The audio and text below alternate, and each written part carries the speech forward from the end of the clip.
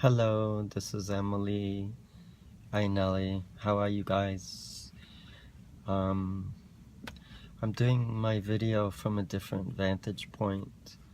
Actually, I'm in the parking lot. Um, I am trying to figure out things that I want to do.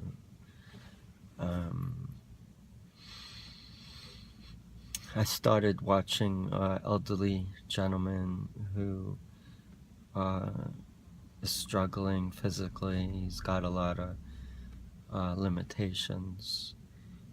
And it makes me realize how lucky I am to be able to walk, to bike, swim, go bowling, throw a baseball. And it seems like I don't know how others feel, but it seems like we take it for granted, the things that we actually do have. And I am very fortunate in that regard.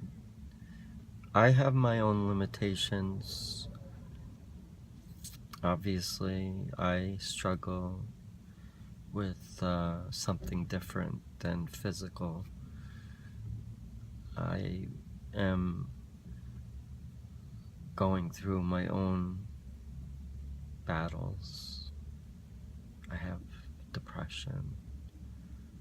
I struggle with bipolar disorder. I am going through a transition from male to female. I have a son I'm trying to give my best support to, and he's also going through his own battles. I've come a long way in my life. I'm happy that I'm transitioning to become a woman. I've battled that all my life, basically. It wasn't an easy situation for me ever. I denied it for most of my life. Pretty much like I denied my own mental illness, my depression. As I learn more about bipolar disorder, it makes a lot of sense. My mom was manic depressive, which is another way of saying bipolar. She had severe depression, she had paranoia and schizophrenia, and my dad also struggled with depression. And I know I've told people this before, but I lost my dad sadly to suicide and to alcoholism, and I lost my mom to depression. And as I get older, my worries intensify. I have a son I'm concerned about who's autistic, and I'm trying to give him a good upbringing as best I can. I know it's hard for him dealing with my own transition from male to female, but you know, I'm trying to teach him about life and how we don't always have things perfect, and there's nothing wrong with being different. Sometimes it's good to embrace difference. I think that we need to be more open-minded and accepting. Sadly, I learned that not always is that the case. I encountered it where I worked. People don't seem to understand transgender struggles or mental illness for that matter.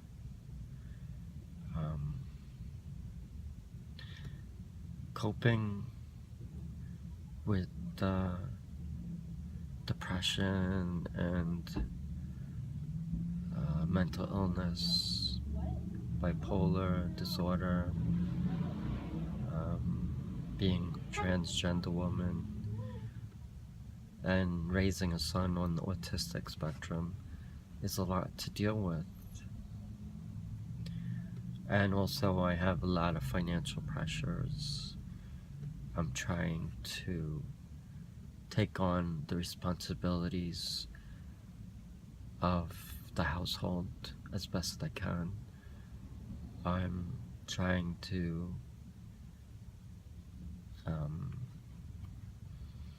help my wife's family out. You know, we have a modest house, and I guess if it wasn't for us, they wouldn't have a place. So, even though we don't have much, we are doing the best we can. Adding 5 people to the household is a difficult situation, but I'm trying to do my best in dealing with coping and helping them get established as much as I can by allowing them to have living space.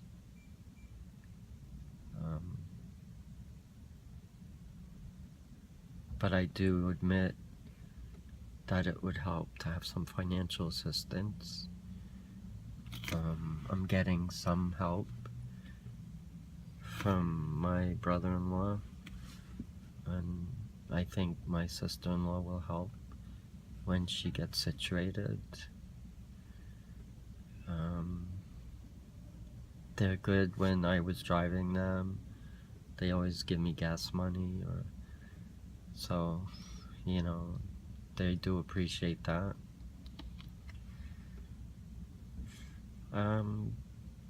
Now, I'm spending my days helping an elderly gentleman. It's hard because I don't really know how to communicate with him. He's Filipino and he's paralyzed, essentially. He really can't speak well, and anything that he says is very hard to understand because it's inaudible. But I try my best to ascertain what exactly he is saying. And sometimes I have dreams and hopes, like I want to drive out to California, or I would like to take my son to Disney World, and I would like to go to Europe and travel the Euro to all the major European cities. I'd love to go to Ireland and England and Scotland and Wales, and I'd love to go to France, Paris. I would love to go to Spain and Italy, and I'd love to go to Norway, Sweden, Denmark.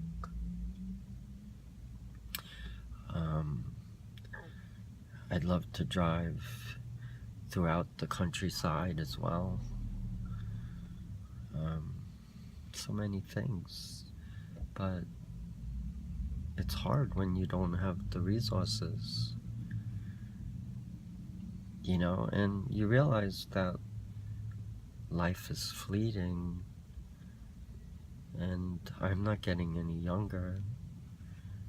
I'm not working I'm not in the right mindset to work. I've had so many battles with depression, and I've had suicide attempts myself, and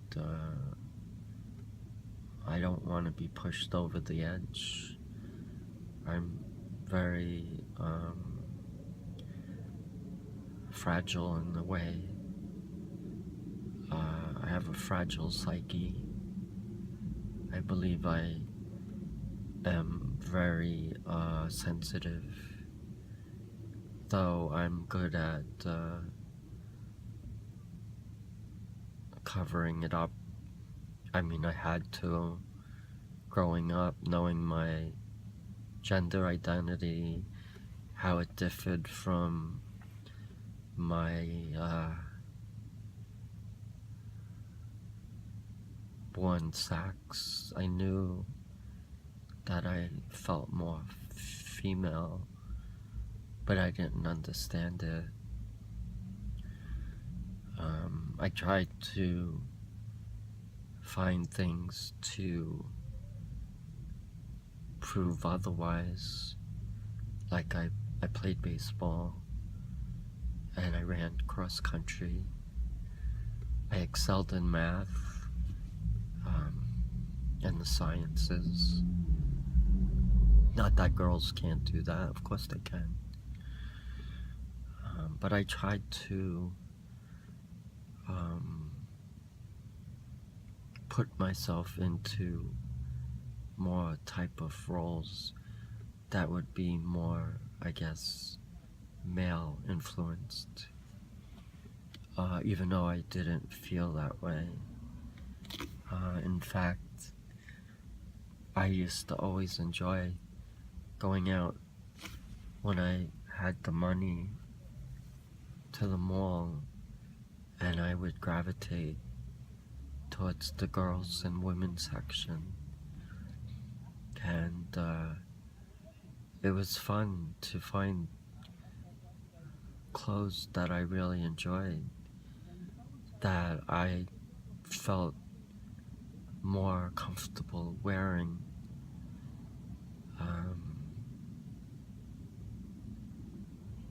I used to wear the clothes, but not in the outside world, so to speak. I would really wear them underneath my male attire, and when I was younger, underneath my boy clothes.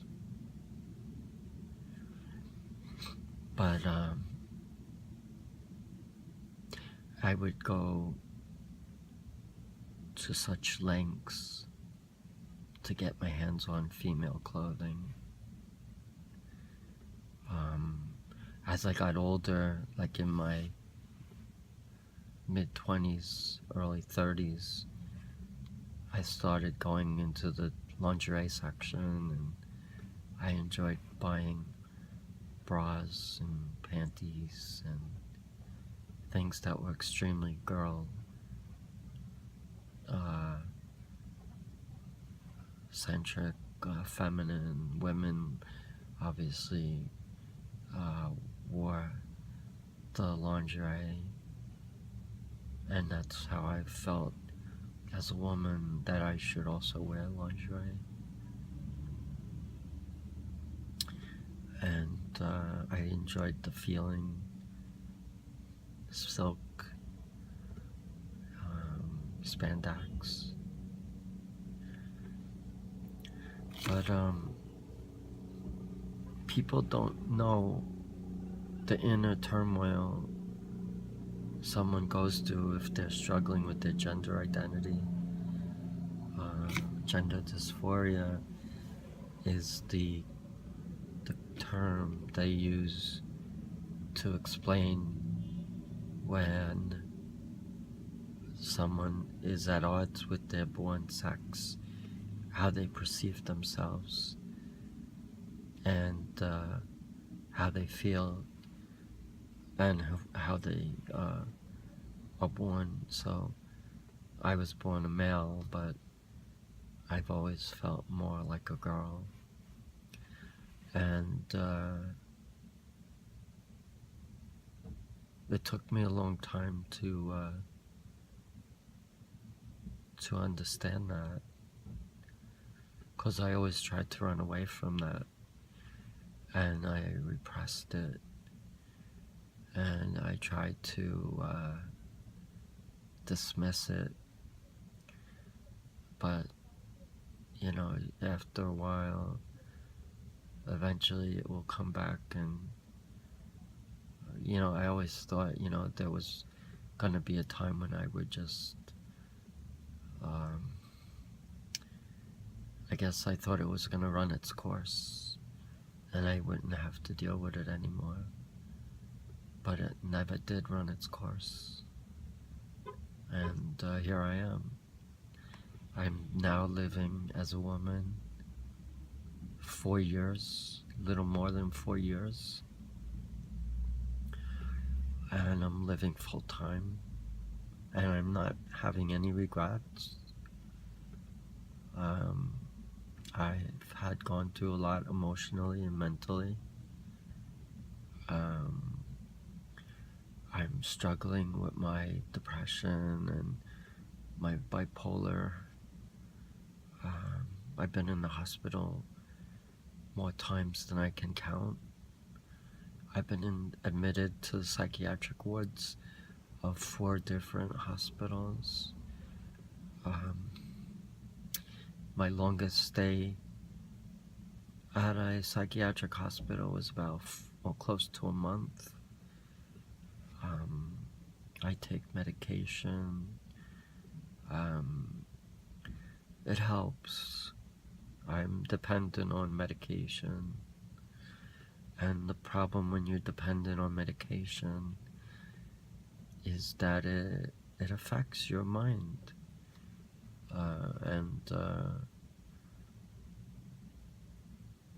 You know, I at times feel burdened, and sometimes I don't know if I can make it anymore. And I think my wanting to go away and do things is an escape. But I think we all want to get away sometimes. You know, it's part of life. When I was watching the Olympics and I saw those athletes competing, and I saw Brazil, how beautiful it is, I was saying I wish I could go there and just be free and be able to showcase my talents and spend time there on the beautiful beaches, wearing a beautiful bikini.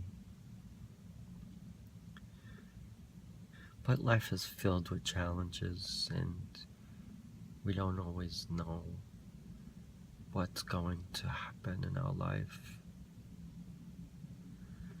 But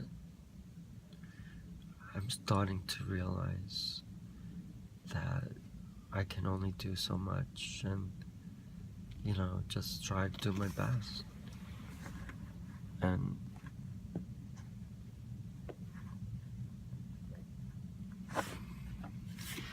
if I can do my best, that's all I can do. I can't do any better. Life is always going to be a challenge. But if I can, if life is only like a cartoon, Hello Kitty, I like Hello Kitty and Betty Boop. Life is not always going to be filled with fun and excitement, and not everybody's life story is going to be a fairy tale. But you just try to do your best. That's all, I guess, all we can do. That's all I'm trying to do. I think it helps me do videos and express my feelings. Get to learn about things, and I guess that's it for now.